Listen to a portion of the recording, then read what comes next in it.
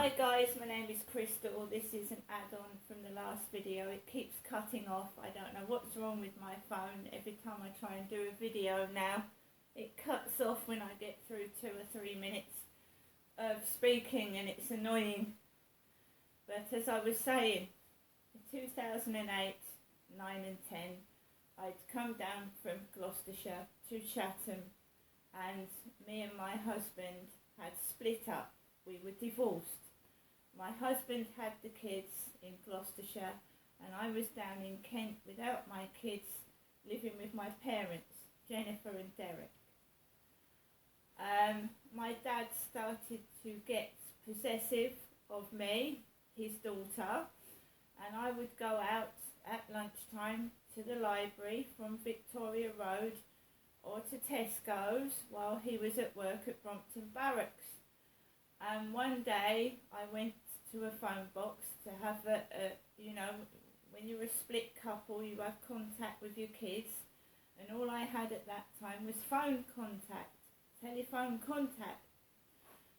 So I was talking to my ex-husband on the phone because I wanted to speak to my daughter and my 2 sons, and I had a phone conversation with my ex-husband very briefly. He put me on the phone to my daughter, and then I put the phone down, and I was waiting for my dad to give me a lift home to Victoria Road because he was coming out of work. So my father Derek comes out of work, and he used to drop his mate off, Steve, at the Pentagon Centre where he was working. He used to drop his mate off, and then he said he was going to come and pick me up, and he didn't. So I went into Tesco's, and I rang my mum and dad's phone line, and my mum said, your dad's already home. He's home. So I walked home from Tesco's to Victoria Road where I was living with my parents, and my mum opened the door, and she went, your dad's not very happy with you. I went, why? She said, I can't tell you, go downstairs. My father Derek was downstairs in the kitchen, and I went downstairs, and my dad was looking like this, you know when you were a kid and you're in trouble. He was looking at me like that. And I said to my dad, what's wrong, Dad? He went, you've been talking to men in phone boxes. He went, Steve's told me. I went, well, Steve's got it wrong. I was talking to my ex-husband. What were you talking to him for? I said, Dad, you know that I need to speak to my children. I need to speak to my children. He said, I don't want you talking to them anymore. I don't want you talking to your ex-husband anymore. I said, my daughter is 6 years old, Dad. She can't answer the phone by herself, but I want to speak to my children. You mustn't speak to your ex-husband, he said.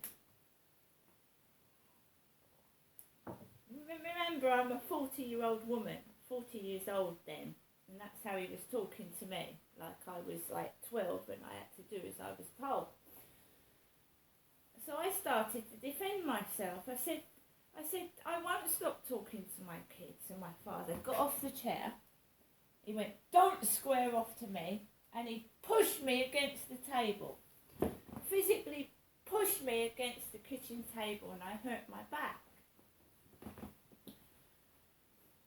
And I called 999 because he'd physically attacked me. My father had physically attacked me. Gets on the phone, the call operator answers the phone, police, fire, ambulance, please. What's happened? My dad's physically assaulted me. I was advised to go upstairs and wait by the door and wait for the police. The police came in and usual questioned my dad. My dad would either say I was mentally ill or some excuse. They buggered off, and I thought, I was advised to go and see the doctor and get help with domestic violence. And at that time, the King's Family Practice in Chatham, near All Saints School, was my doctor's. And I went to the doctors and I told the doctors what my father had done to me. Like because I still do get problems with my back. He pushed me really hard against the kitchen table. They wrote it all down, but they didn't write Genestra on the doctor's notes. They wrote Jenny. They wrote Jenny was pushed against the table, and it wasn't my mother that was pushed against the table. It wasn't his wife that was pushed against the table. It was his daughter that was pushed against the table. And the doctor got notes off the Medway Maritime Hospital, and I was then aware that the Medway Maritime Hospital was putting Jenny on my medical notes. Jenny. And that is my mother's name. And I know that my mother's mental health worker, Ben, advised her to go to women's refuges from Derrick. And I'd been put in 2 women's refuges from partners I'd had. It wasn't Derrick. Derrick wasn't my partner. And I'd also been put in a women's refuge in Lewes, escaping my violent father. He wasn't my husband. When I was posted off I was given a travel warrant. They call it a travel warrant to go to a domestic refuge to escape domestic violence. And I did from my dad. And they sent me to Lewes in Seaford. And the woman was called Jenny. Jenny, that was in charge of the refuge. Her name was Jenny. So it's all been a massive cover-up to hide the abuse my dad was giving to me. Yes, he was doing it to my mum, but they was all pretending I was Jenny to get him off, because he could have gone to prison for some of the things he'd done. He'd already been in prison for my brother, harming my baby brother. And they let him out and he started hitting me when I was a little girl. But what I want to know now is,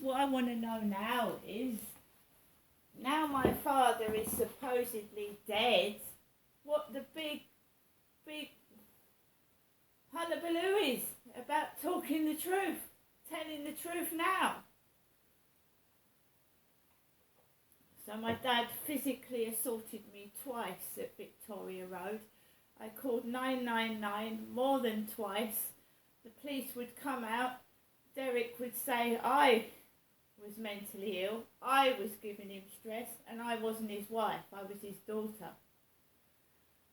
I was posted off to a refuge that was unsuitable to live in. The water was coming out like brown sand.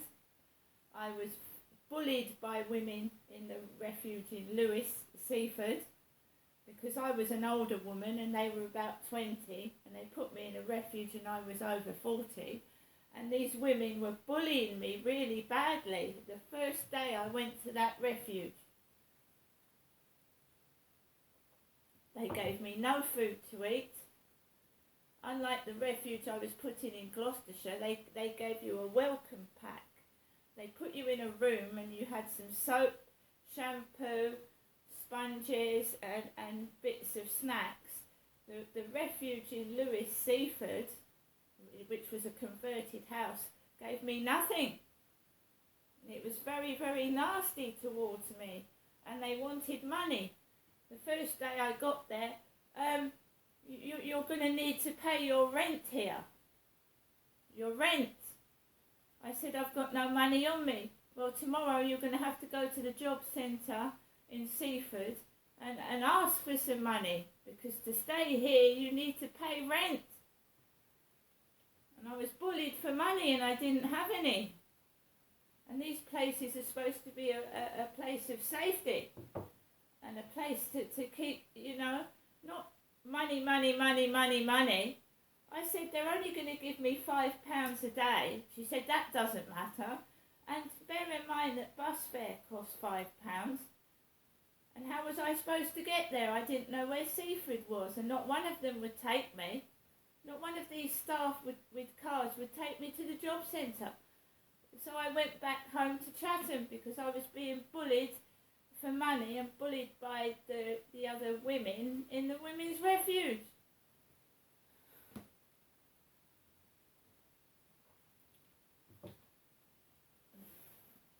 I just want to know what the big thing is.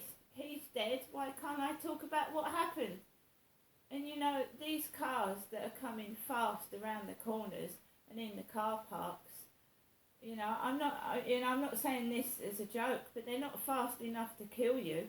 If they ran over my foot or they ran over my dog, yes, that would be nasty. But I pick Max up when I'm walking in the road or in the car park. I pick him up. A car would come out of nowhere, and it's ridiculous.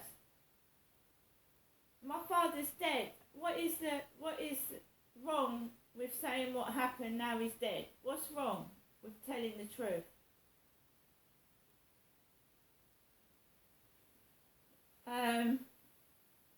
I've been into women's refuges and they have not been a place of safety. They have been a place of torture and bullying. I'm better off in my flat coping with it by myself. Now I'm waiting for this afternoon for a taxi to come and take me to the hospital, and I want transport coming back because it's not safe for me to be outside by myself. See you later.